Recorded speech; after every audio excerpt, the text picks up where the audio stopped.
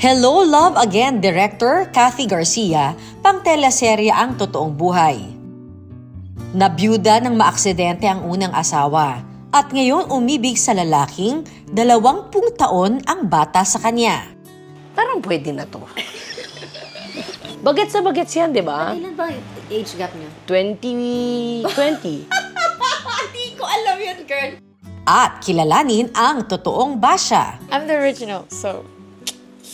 Iiwan na nga ba ni Direk Kathy ang Pinas para sa kanyang mga anak? I want to be a housewife, which never came to be. Tara, get to know the other side of Direk Kathy.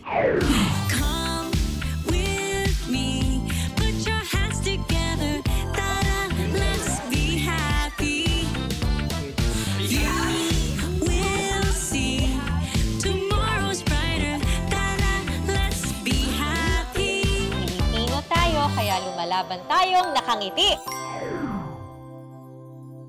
Tayo ay nasa Antipolo para makilala ang isang tao grabe kung magpaiyak, promise. Grabe siyang magpaiyak sa mga kwentong kanyang dinidirect.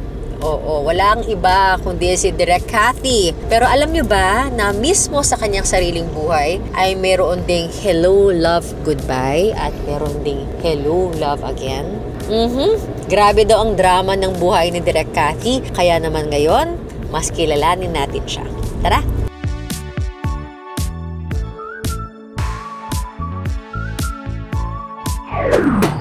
Tao po!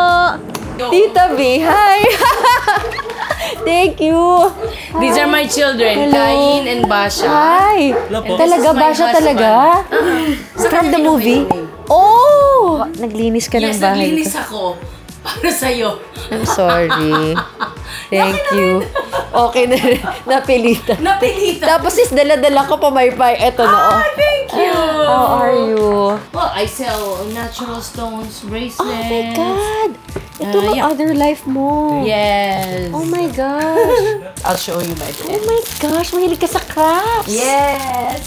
Ayan ito station asawa ko. Ito yung check-out. Siya ang QC. Quality control. Yes! And I make pens. Pens. Buti na lang sa bahay tayo nagpunta. Yung iba may brand, so baka pwede nyo i-ex. Pero yung tatlong bears, design ng anak ko yan. Oh my gosh. O syempre, talaga, ang dami mong mundo. Ito syempre, yung wall mo. Oo, yeah. Ay, grabe. Hindi kasya lahat eh. So, yung iba nakatago. Oh my golly. Kung anong drama ng mga pelikula ni Direk Kathy Garcia Sampana, ganun din ang kanyang totoong buhay. 2009 nang biglang mabiyuda si Direk Kathy. Alam ko yung nangyari sa'yo, nabalita ka eh. Grabe yung journey mo. Parang bago pa lang kitang kilala, pero nung namatay ang first husband mo, nasan ka nun? So ba, papunta sa ate ko? Hindi naman shooting. Hindi. At sa ate ko, pinapupunta niya ako nun sa Baguio. Sabi niya, ito to Saturday night.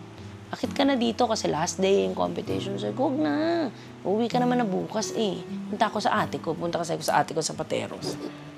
Tapos yun, sa Pateros, I was in Pateros with my children nung tumawag ng aksidente. How would you describe your relationship with your first husband? It wasn't perfect. We had falling out on our 6th year, approaching the 7th. But then, naayos namin yun eh. We were parang, naayos namin yun a few months before siya mamatay. Tapos kailan ka nag-asawa ulit? Last year, Ilang years ang pagitan? Nakaka 1 year pa lang kami, nung April. Talaga? Oo. Anong lesson yung natutunan mo from the first one? Marami. Kaya lang hindi lang kasi talaga ako ang taong who dwells in the past. No, I am not the type. I don't wallow in pain. I make sure I get up every time. I remember, nung namatay yung unang asawa ko, that was March 29. I was supposed to shoot the pilot of Precious Hearts with Direk Loren. That was April 6. So, nilibing asawa ko na April 2. Tapos sabi ni Direk Loren, Kathy, maiintindihan ko pag hindi ka magsushoot. Sabi ko, Direk, hindi ko kaya. pakiramdam ko noon, iniwan na ng asawa ko yung mga anak ko. Pati ba ako iiwan ko pa rin? Kasi when he was alive, we make sure palitan kami. Pag may trabaho ako, ikaw walang trabaho. So someone has to always be there with my children. Nung namatay siya, how can I do that? So I said, pass po muna ako sa trabaho. But then every day was a day of, I don't know if I would call it, I should call it suffering, but pain was there. I see him everywhere, in every corner of the house, and lumipat nga akong bahay. Kasi I couldn't stand living in the same house, same room, same, the memories are just all over. So lumipat kami, nagkondo kami dyan sa Panay, tapos sabi ko kay Direk Lauren, kinakain din ako ng ng lungkot. Ko Direk, work na ako. So after nung pilot, akin na yung susunod na episode. Tapos yun na yun. Precious Hearts, ang laking tulong sa akin sa pagbangon ko. But there's the con. Halos di ko nakasama mga anak ko. Lagi naman may ganun. Pero yun, malaking bagay yun na nakatulong ang trabaho para makabangon. Blockbuster director si Direk Cathy Garcia. She rose from the ranks, ika nga. At nakatrabaho ang mga bigating direktor. Kailan ka naging director? Nung nag-Regal Films ako, basta si Elfren Vibar at si Noel Naval, they're my good friends. Si Noel was my PD, ako AD, script con, and then si Elfren was the art director. Sila nagsabing, Cathy, mag-AD ka na. So finally, naging AD ako. When I was doing Bulag, Pipi at Bingi, nakilala ko siya. One day, tumawag si Roel, Cathy, may ilo-launch na director sa Star Cinema, si Olivia Lamasan. Gusto niya babaeng AD. Gusto mo ba? Unfortunately, ako yung napili. So after graduation, I got a call. I graduated, April yata yung ceremony. Latter of May or early June, kasi June 4 yung alalang-alala ko na I was on the set. So sabi, si the late William Leary ang tumawag sa akin. Sabi niya, Cathy, do you wanna work? Ay, sige po, ano po yan? Script con ka dito kay Chito Ronyo. Okay, si Chito Ronyo, pinag-aaralan lang namin yun. The Chito Ronyo yun, di ba? Sabi niya, Cathy, meron akong gagawin kay Vilma Santos. Gusto mo sumama? Vilma niyan. Opo. So, tinapos ko yun. Ikaw lang with Ronnie Ricketts and Cesar Montano. Script con dun ako. Ako, dun si Chito Ronyo, si Direk Chito kasi would always, dictate pag nagre-revise ang script. Cathy, sulat mo. Ikaw naman. Hala, nawawala ako. Nagsasalita siya tuloy-tuloy eh. Cathy, ano sinabi ko? Hindi ko po nagalit. Cathy, you are ruining my train of thought. It trained me to be on my toes. Ayaw ko na papagalitan ako. Okay akong pagalitan mo sa first offense ko. Pero hindi ko na ulitin yan sa'yo. Bakit ka ganun? Di ko alam. Basta, ayoko lang. Kumbaga parang nahiya naman ako sa self ko na ulitin. So, yung script ko, na yung mga eksena. Kumbaga reading, ako kabatuhan ni Lorna. Churot. Okay. Churot. Nawawala yung kasunod. Cathy! Direct nawawala eh. Boom! Tuminapon yung script sa akin. Sorry, Direct, nawala eh. Sa ganon, hindi mo ako masasaktan. Hindi ako iiyak. Kasi alam ko mali ako.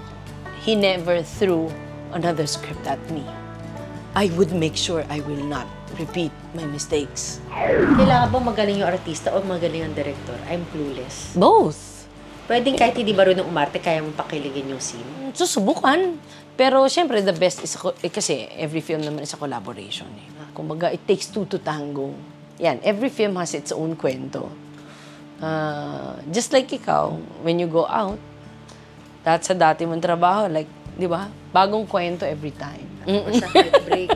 Doon na lang ako sa... Oo, di Parang ba? may balanse sa life. Correct. Kanya-kanya tayo ng calling eh. Parang dito na lang din ako makapagbigay saya. Wala rin namang masama. Hanggang ngayon nga, takot ako mag-direct ng veteranong artista eh. Si Vilma Santos, alam niya yan, ayaw ko siyang i-direct. Natatakot ako. Basta mga sikat, sila Christopher De Leon, parang nanginginig ako. Parang I will never be enough para i-direct ang mga ganong kalalaking artista. Buti nga si Sharon Cuneta, kinaya ko kasi laba ko na yan. Saka naging AD niya ako for a long time. Sabi mo nga collaboration. Lagi akong baka kulang ako. 2004 nang makuha ni Direk Cathy ang kanyang first big break sa pagdidirect ng pelikula. Si Direk Lauren, kinuha niya ako sa Gimmick, oo, yung kay Judy Ann Santos Rico yan. Kaya niya ako kinuha kasi sabi niya, halika, so hitohin mo itong mga batang to. So nauso yung tinatawag na backpack director. Hanggang si Noel, hindi naging available. Sabi ni Direk Lauren, Cathy, ko naman na yan. Talaga po. Sinakaya mo yan, mga isa-dalawang eksena lang yan. Galing ako sa pelikula. One cam. So I know. Oo, I know the world. At parang pelikulang One More Chance at Hello Love Again, umibig muli si Direk Cathy sa isang lalaking mas bata sa kanya. Louie, paano kayo nagkakilala? Sa set.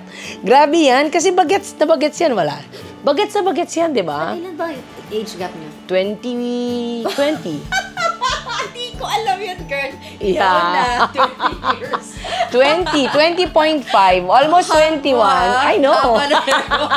Hindi, naging cameraman ko siya, Totoy na Totoy pa in Got to Believe. Baka na ba sinuduce mo, girl? With Katniel. Oh, no. Oh, turo mo. Wala. Totoy. Ang tawag ko sa kanya, anak. Ang tawag niya sa akin, nanay. Patapos. Ngayon ko lang napansin. Kasi hindi ko na siya natititigan dati. May tsura pala tong batang to. That's yun That's yun. The rest is history. Minahal niya mga anak mo. Oh, yeah. Dumating sa point na nali-left out na ako. Nagsiselos na ako. Kasi mas malapit yung taon nila kesa sa taon namin. Sila. They sing a song together, they play. Kaya nga natuto ko mag-ML.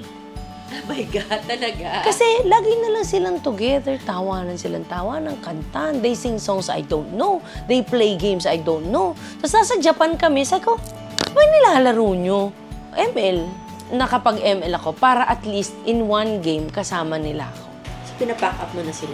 Kailan ang alis nila? I'm leaving November 13 after premiere night.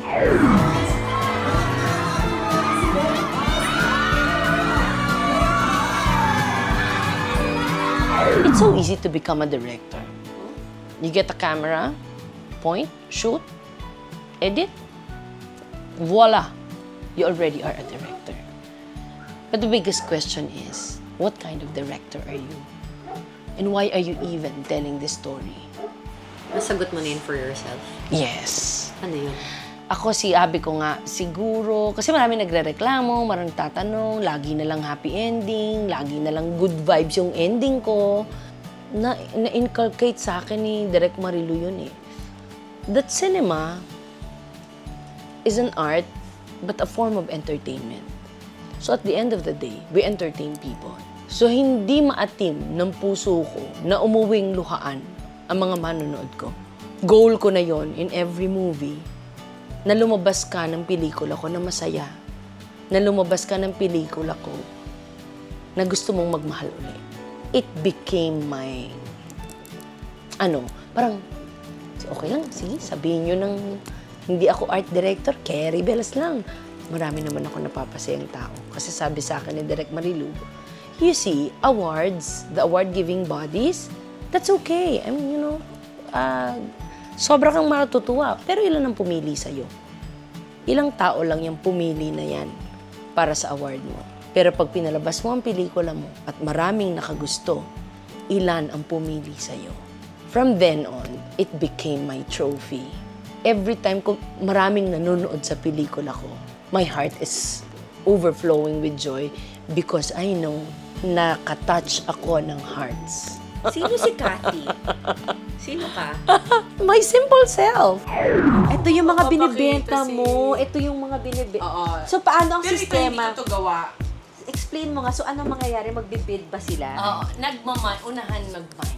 Oh, magmamay na sila. Oo, unahan mag-mine. Oh. Bali, halimbawa, ito, i-flex ko, sasabihin ko yung presyo, kung ano siya, and then magbibigay ako ng code. Tapos yun, mag-uunahan sila mag-mine. Sino mauna sa screen ko, sa kanya mapupunta. Ano yung bayad? Yung bayad, dati, diretso check out kay TikTok. Eh ngayon nga talaga ka-problema ako. Pero bawal dito yung ibang app. As in, i-mute ka nila. Nung nakaraan, bigla ako nag-end. Pero paano? Mine. O, tapos? Tapos yun, pag naman yun, susulat ko siya, para alam kung kanya yon. Tapos i-check out nila sa TikTok shop. Gano'n. Mamaya ako na rin. Mamaya makiset up ako dito kay Direk. Oh, ayun. May mag-hi sa inyo, guys. Hi! Hello! Oh my gosh, nasa TikTok ako! Oo, ang fresh mo daw. Kasi hindi, kakagaling akong patrol, kaya kompleto yung pinikmata ko. Kanina hindi ganito itsura ko. Anindigan na natin. Alam niyo yung kanta. Thank you. Which one? Yung Pasko o yung ano? Yung Be Happy. Be Happy daw. Ay, wow. Thank you, ha. Paano mo na-shift yung damdamin na i-imagine mo siyang asawa? Iba kasi yung feeling na pag nag-work, lagi kasi kaming magka-work every project. So, parang pag napupunta ako sa ibang project, parang hinahanap ko siya. Parang hindi masarap magtrabaho pag hindi siya yung director ko or siya yung kasama ko. I think that's what happened eh. We thought we loved each other as workers, as co-workers. Kasi, you know, who would ever think kasi nga yung age gap. Parang little did we know, beyond ano na yata yung love na yun. Kaya pala kami magka-vibes. Kasi may deeper kind of love na that was going on. Parang, So, glorious pala ang kwento mo. Sinong nakaisip nitong online selling? Siya na rin po. Ikaw Siya na rin. talaga? Nag-start yan sa panonood niya ng mga TikTok. nanonood lang ako. Tapos Natuwa siya sa mga beads. Tapos umorder na ako. Gagawin ko lang una for myself. Tapos ako, pwede natin gawin business. Tiyan. Ilang years na to? Yung TikTok mo? December ako nag-start. Mag-1 year pa lang.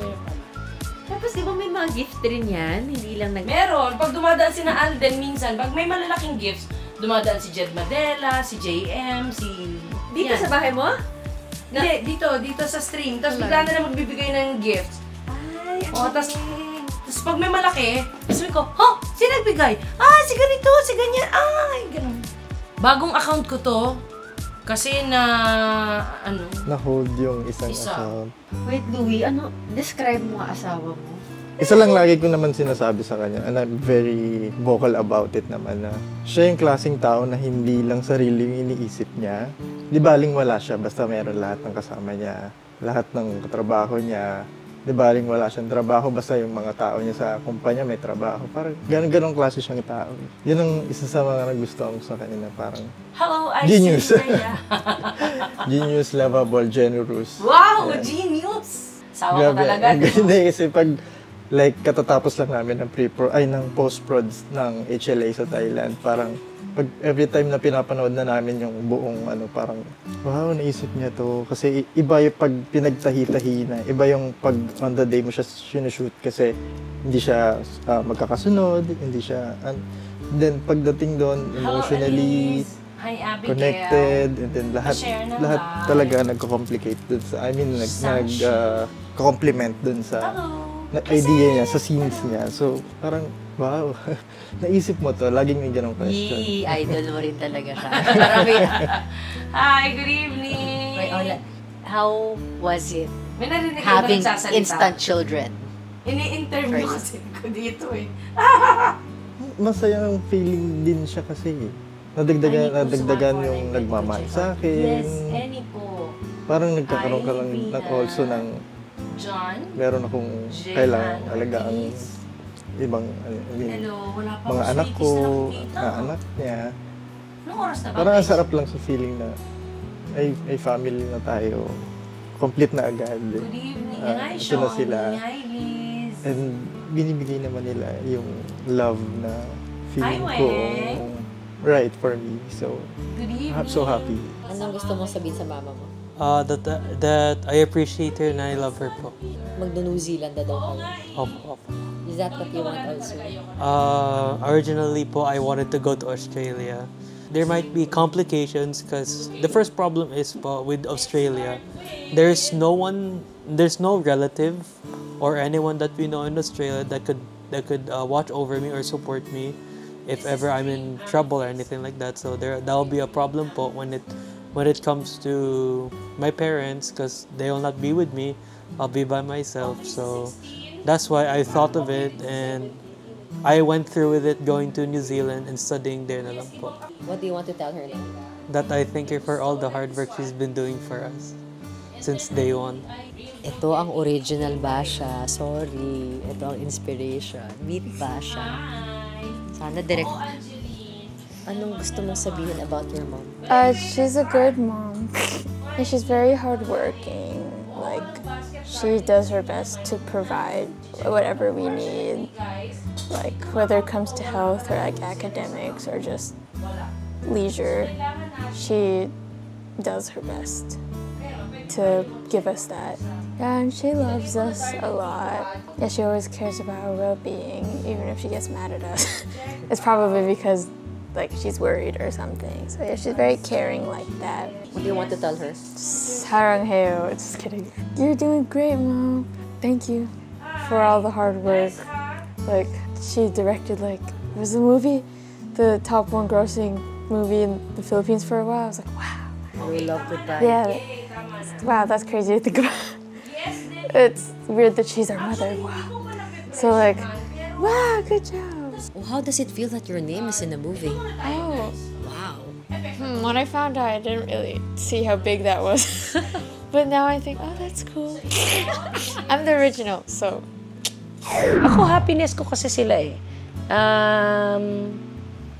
Ang asawa ko naman, pangarap niya eh, nasa bahay lang ako. So, bibigay ko yan pagdating natin sa New Zealand. So, meron akong looking forward to that domesticated self na...